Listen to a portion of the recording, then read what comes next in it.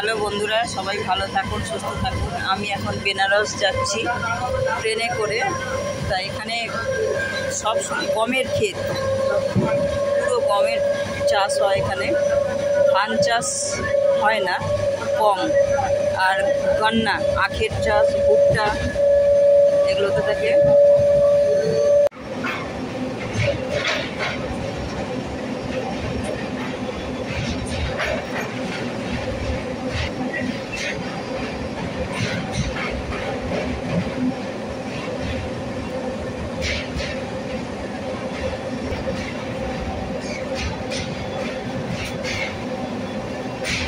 এই বেনারসের গঙ্গা আসছে, দেখুন মা। আপনাদের সঙ্গে শেয়ার করছি।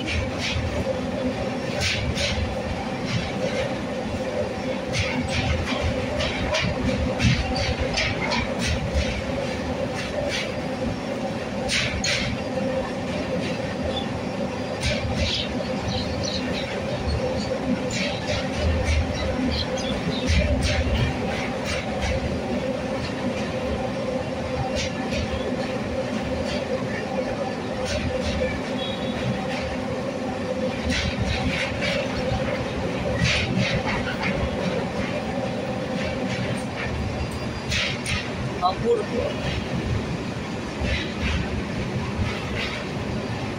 এরপরে আসছে একটা ঘাট। এই ঘাটটা এত সুন্দর বানিয়েছে, সন্ধেবেলা যে লাইটিংয়ের কাজগুলো দেখা যায়। এখানে সবাই ঘুরতে আসে, দেখছে কত গাছ আছে।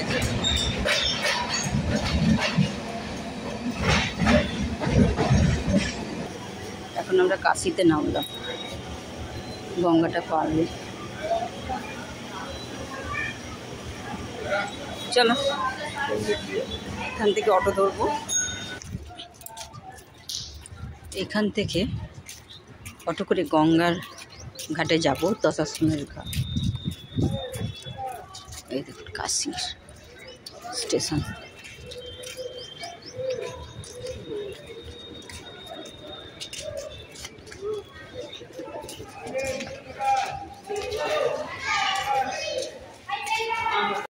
আমরা নামলাম ময়দাগি।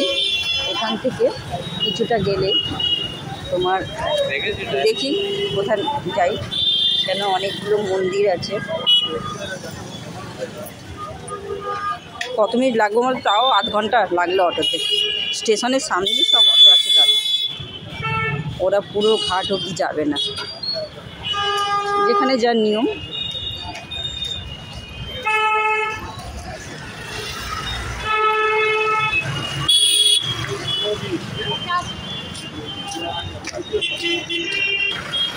আস্তে আস্তে রাস্তার ধারে কত ফুলের দোকান, তারপরে সবজি দোকান সব নিয়ে বসেছে। চলছে কি ভিডিও? হ্যাঁ চলছে। এখন যাচ্ছি কাল ভৈরব। শোনা হয়েছে যে আগে নাকি ওর পারমিশন ছাড়া কোনো মন্দির দর্শন করা যাবে না, কোতোয়াল যাকে বলে। সেই নিয়মটা অনেকে মানে, অনেকে মানে না, কিন্তু আগেকার যুগে এইটা ছিল আর কি। তা আমি এখনও পর্যন্ত দর্শন করিনি, যাই একটু দর্শন করে আসি, আপনাদের সঙ্গে শেয়ার করব। এখানেও সব ধারে ধারে সব দোকান, কিছুটা হাঁটতে হবে।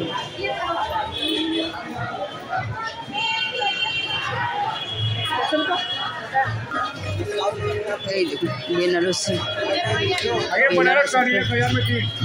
শাড়ির দোকান। ভৈরব বাবার দর্শন করলাম, এত ভিড়, এত গলি দিয়ে 2 ঘন্টা লেগে গেল লাইনে দাঁড়িয়ে। এই দর্শন করে এখন বিশ্বনাথ মন্দিরের দিকে যাব। এই গলি চারিদিকেই গলি। যখনই আপনারা কেউ আসবেন, দল নিয়ে আসবেন একসঙ্গে, অনেকজন, একা একা আপনারা আসবেন না, রাস্তা চিনতে পারবেন না,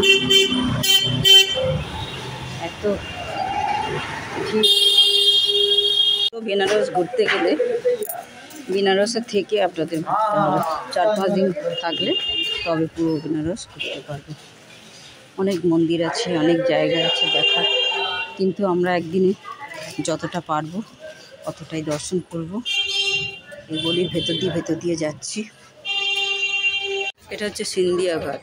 এর আগে ছিল কি মহল ছিল রে আগেরটা, একটা কি মহল ঘাট ছিল। 108টা ঘাট আছে না, বাবা বললো 108টা ঘাট আছে। এরপরে আছে দশাশ্রমের ঘাটের দিকে যাব, স্নান করবো। এই হচ্ছে দেখুন গঙ্গার ওই পারে চটটা দেখা যাচ্ছে।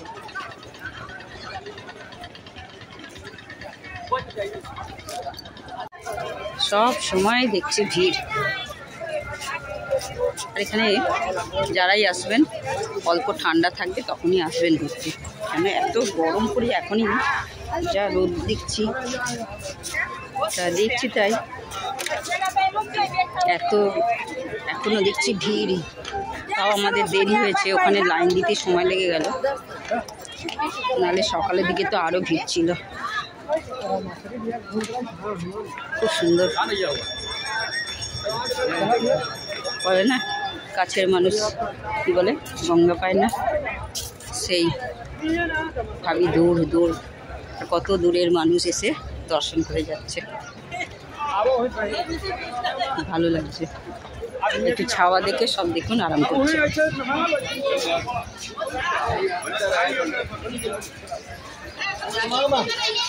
কার পাশ দিয়ে যাচ্ছে জানেন, মণিকর্ণিকা ঘাট, যেখানে লাশকে পোড়ানো হয়।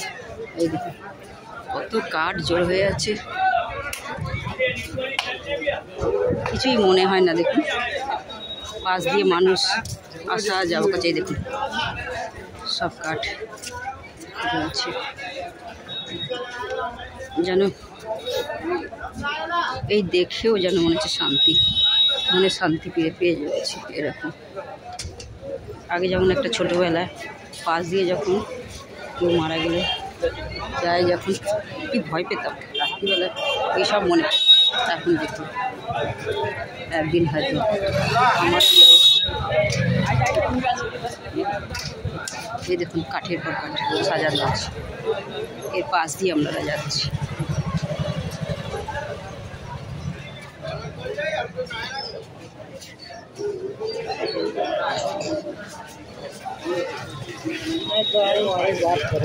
এই এলাম দশাশ্রমের ঘাটে, আর এদিকে হচ্ছে মন্দিরটা, যাবো একটু স্নান করে নি। ভাবছিলাম নিয়ে তো যাই কাপড় জামা, তাহলে এই সন্ত তোকে বললো তো করে দে, একটু ফটোটা তুলে দে বলছে।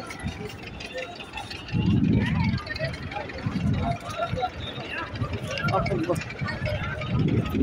কবে ভিড়, পরেতে হয়তো একবার আমার শ্বশুরমশাই যখন মারা গেছিলেন তখন, তারপরে একবার গঙ্গা স্নান করেছিলাম, এখানে এসেছিলাম আর কি, যা ঘাটের যে নিয়ম কারণ তখন এইখানেই এসেছিলাম।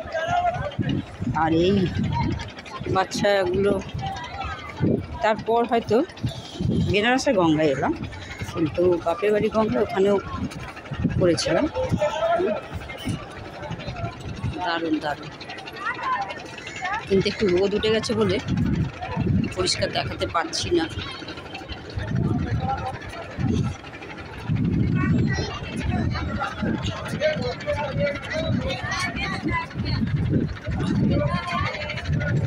দূর থেকে একটু দেখাই, ওই দেখুন এখনো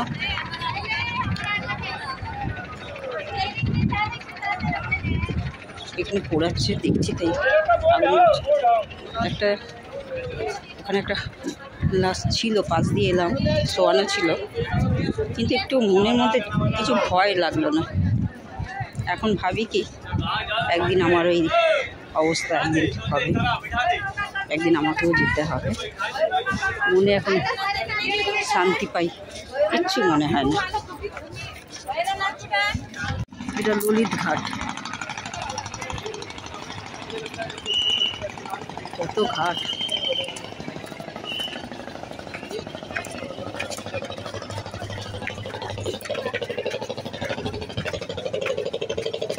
হ্যালো বন্ধুরা, যখনই এই বেনারসে গঙ্গা স্নান করতে আসবেন, এখানে চেঞ্জিং রুমের ব্যবস্থা আছে। আগে ছিল না, এখন দেখছি খুব সুবিধে করে দিয়েছে। কোনো পয়সা করে কিচ্ছু নেয় না, এমনি আর কি এখানে চেঞ্জ করতে পারে। কিন্তু সব ঘাটে আছে কিনা বলতে পারবো না, তবে এই 10টার সময় ঘাটেতে এই ব্যবস্থাটা করা আছে। এখনও লোকে দেখুন কত সবাই স্নান করছে, ভিড়।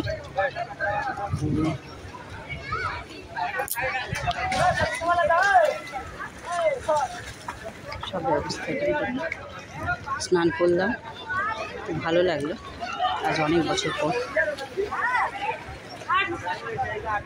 এই ঘাটিতে 2 জায়গা আছে, এই একটা আছে।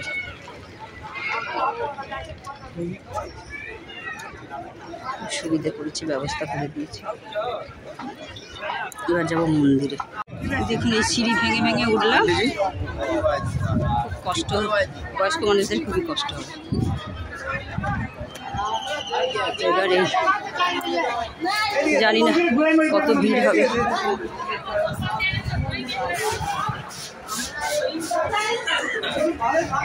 মনে হচ্ছে আজকে ভিড়টা কম আছে, নাহলে এখান থেকে লাইন পড়ে যায়। ভেতরে তো মোবাইল অ্যালাউ নেই।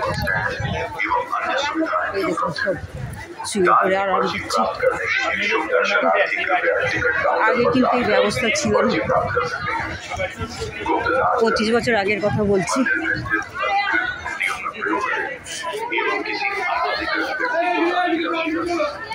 মন্দিরের বাইরেটা দর্শন করাচ্ছে, মন্দিরের ভেতরে তো মোবাইল। এত ভিড়, 3 ঘন্টা, 3.5 ঘন্টা সময় লাগলো। খায় একটু প্রসাদ, ওইটা ঠাকুর ওখান থেকে তো নিয়ে আসে। এখানে তো নিজে হাতে খালি দুধ চড়ানো, ফুল চড়ানো, এই মানে প্রসাদ আলাদা করে কেউ কোনো ঠাকুর মশাই নেই, চড়ায় না, কিনে নেবেন প্রসাদ। এই কি ভিড়, 3 ঘন্টা 3.5 ঘন্টা লেগে গেল লাইনে দাঁড়িয়ে। এসছি যখন একটু দর্শন করি। এখন যাচ্ছি অন্নপূর্ণা মন্দিরে ভোগ খেতে, প্রসাদ খেতে।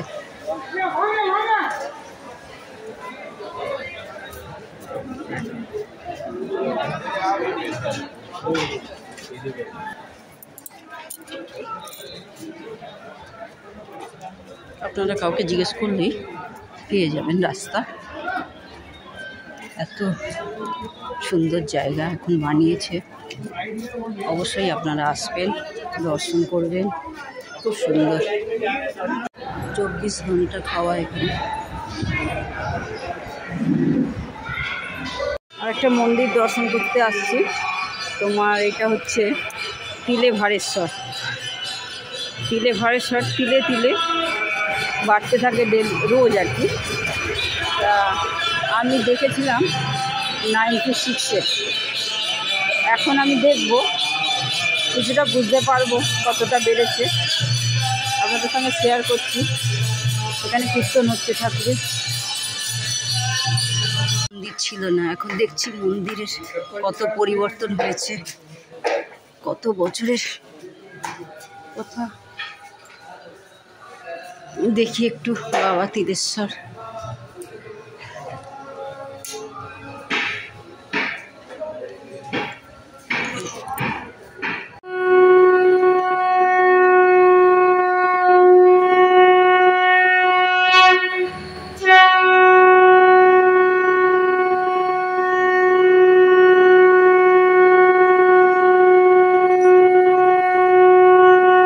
যখন আমি এসেছিলাম তখন এইসব ঘেরা ছিল না, পুরো বাবা তিলেশ্বরকে পুরোটা হাত দিয়ে স্পর্শ করেছিলাম, একদম নিচ অবধি দেখেছিলাম। এখন সব ঘিরে দিয়েছে, দেখছেন কত বড়, অনেক পরিবর্তন হয়ে গেছে। শঙ্কর মোচনে এলাম, কিন্তু ভেতরে মোবাইল অ্যালাউ নেই, দেখাতে পারলাম না। বাইরেটায় দর্শন করলাম।